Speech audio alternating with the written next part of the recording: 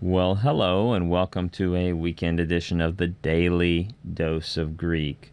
Today we're going to be in the Apostolic Fathers. The Apostolic Fathers. The Apostolic Fathers is a collection of early Christian writings, this collection after the time of the New Testament, really overlapping possibly in some of the dates with some of the last documents of the New Testament. There's debates quite a bit about when some of them were written, but we're going to be looking at the Shepherd of Hermas.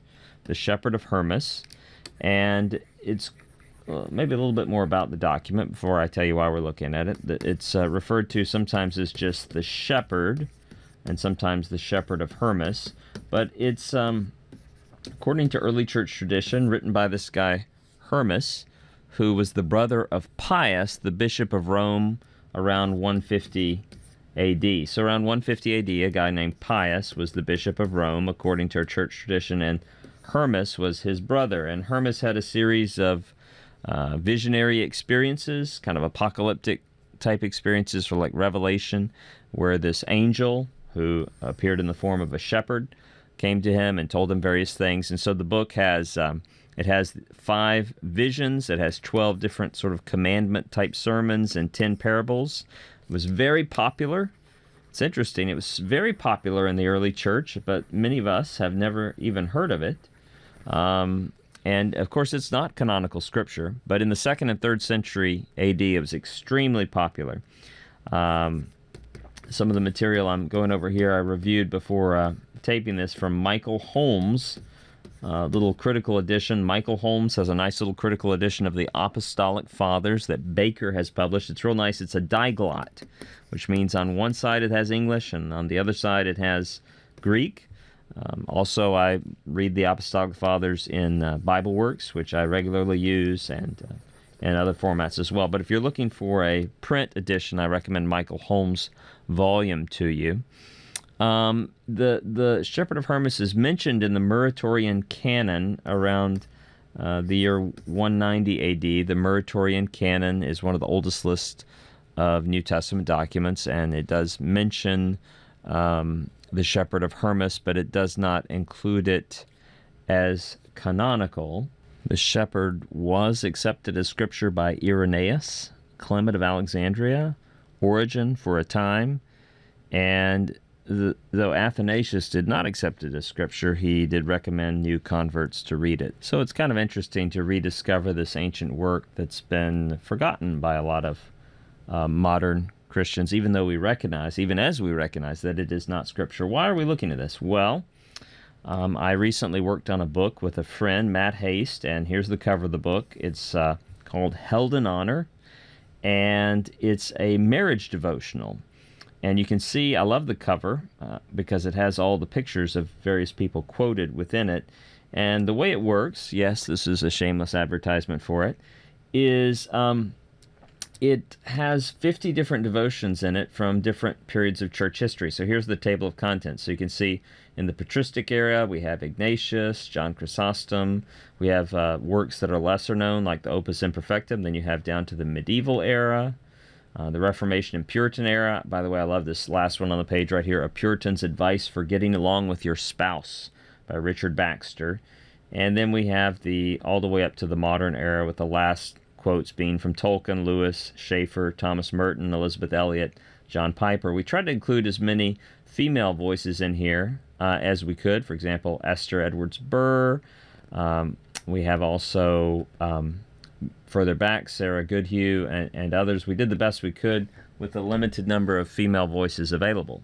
Now here's an example of a specific entry from the Shepherd of Hermas.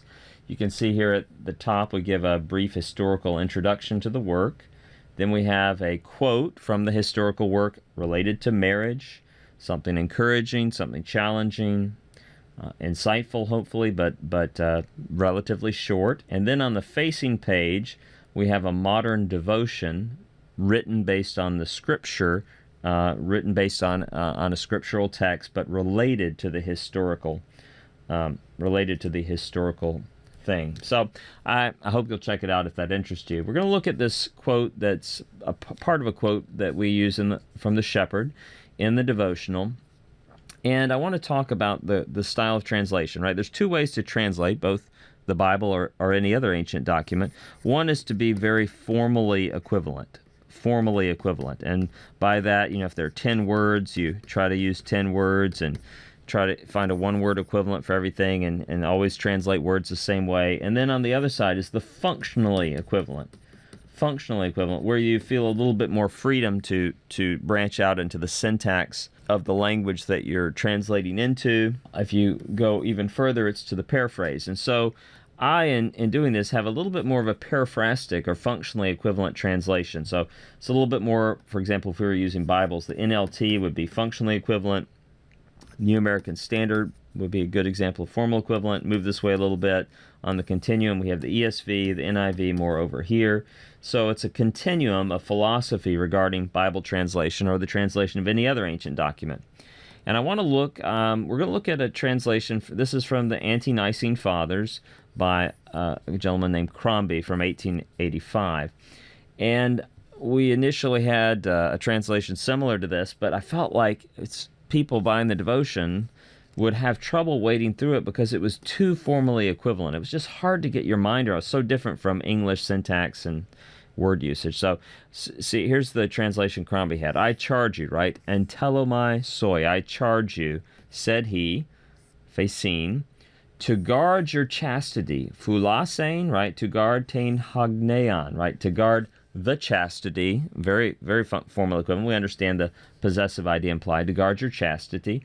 And then literally, and to not let go up upon you, that is upon the heart, upon your heart. And he says, and he even has to go more functionally equivalent here, and let no thought enter your heart. So let it not go up upon your heart concerning another's wife. And he adds in rightly the idea of man, because at least at this point, no one had any idea that anyone would think anyone but a man could marry a wife. So another man's wife, but literally another's wife, but clearly another man's, or concerning some fornication.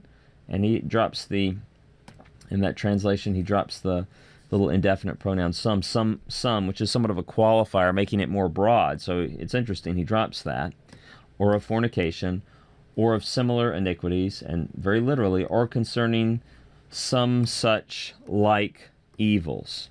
Okay, now, when I translated this, I really wanted it to be a little bit easier for a modern reader to dive into, because chastity I thought was a little difficult. This idea of thought entering your heart, even the said he, it sounds very dated. And I also realized people didn't know anything about this book and who the shepherd was or who was talking. So I added in, then the angelic messenger said to me, right? Because I'm having to fill out what's going on right there. Then the angelic messenger said to me, and trying to bring out this idea of commanding and guarding, the strength of that, I put, I solemnly charge you to be a man of complete sexual purity. And that seemed to me to capture the idea of guarding chastity, guarding purity.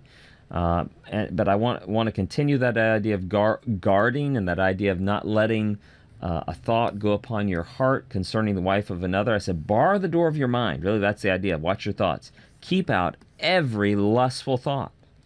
And continuing the idea of guarding, be on guard against any form of sexual impurity. I thought that would communicate better than fornication or perversion, right? That's really the idea of any such similar like evil thing. So any kind of perverse sexual thing.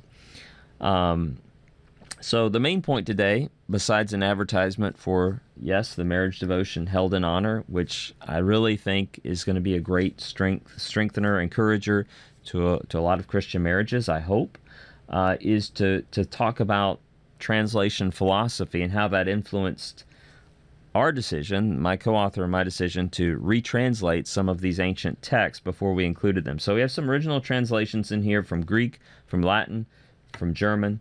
I hope if it's of interest to you, you check it out and it benefits you.